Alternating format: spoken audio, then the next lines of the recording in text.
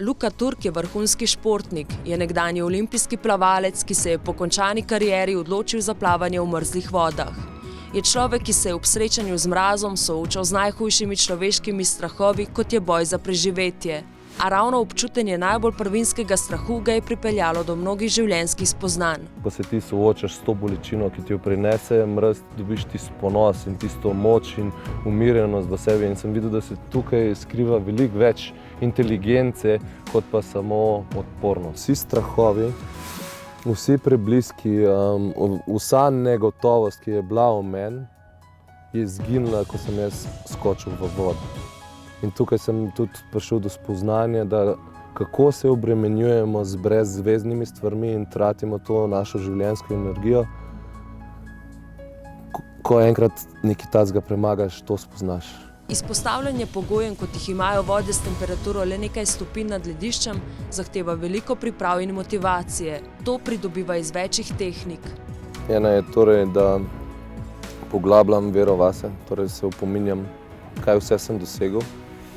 In uporabljam tudi dihalne tehnike, da pomiriš te male glasove. Torej, cilj mi je, da utišam sodnika in žrtev v sebi.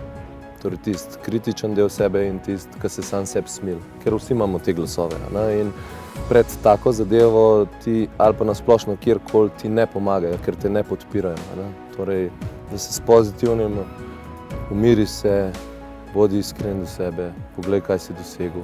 In da s tem samogovorom greš naprej, dokler se dejansko srček ne umiri in da si pripravljen, da si zbran, da se soočaš s tistim, kar si zadal. Življenjske izkušnje so definirale njegov pogled na uspeh. Zame je uspeh prvo, da mi ne primanjkuje zdravja. To je prvo. Drugo je, da imam telo, ki funkcionira in da se lahko gibam. Tretje je, da imam dovolj poguma, da napadam svoje izzive, svoje želje. Seveda, da imaš dovolj denarja, da vse te zadeve uresničuješ in je nekako skupek vsega tega je zame uspeh. Pa seveda tista stvar, ki v današnjem času ful primanjkuje nam ljudem, notranji mir. Spoznal je, da sreče ne prinašajo stvari izven nas. Sreča je zame en tak prijeten, topel občutek.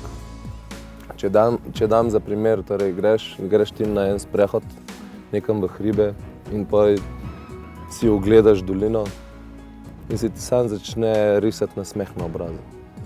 To je zame sreča, ker sem že pred leti spoznal, da sreča ne obstaja zunaj nas.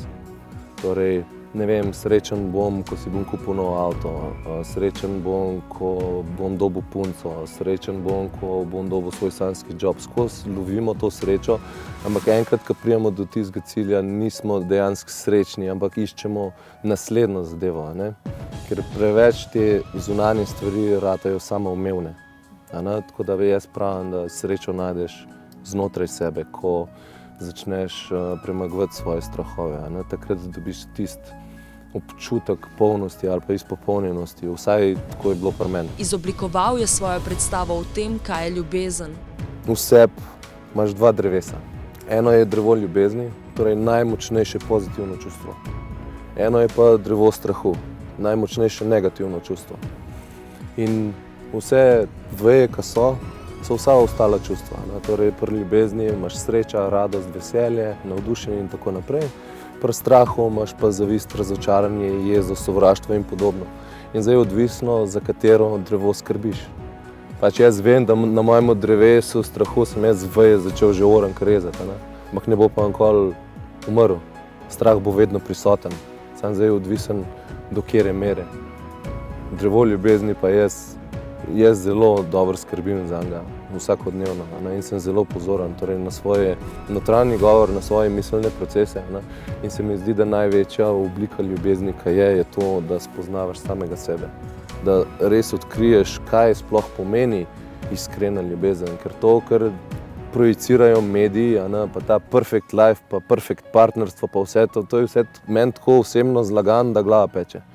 Ker na koncu, če ti sam sebe zavračaš, če ti nekaj ni všeč, ne, niso mi všeč moja ušesa, moj nos, želim to spremeniti, pleša stratujem, ono, tretje, ne sprejemaš samega sebe, zavračaš samega sebe in če sam sebe nimaš rad, kako boš imel rad drugega? A ne? In zato mislim, da ta iskrena ljubezen je spoznavanje samega sebe. Postal je tudi kritičen do zasidranih vzorcev, mišljenja in pričakovanj sodobne družbe. 3 besede ali besedne zveze, ki so zelo, zelo strupene, ker so podprte če jih ne dosežeš z razočaranjem. Torej, ena je to, kar si rekla, pričakovanja. Pričakovanja od sebe, pričakovanja od izkušnje, pričakovanja od družbe, to je vse, če ne dosežeš tega, si razočaran.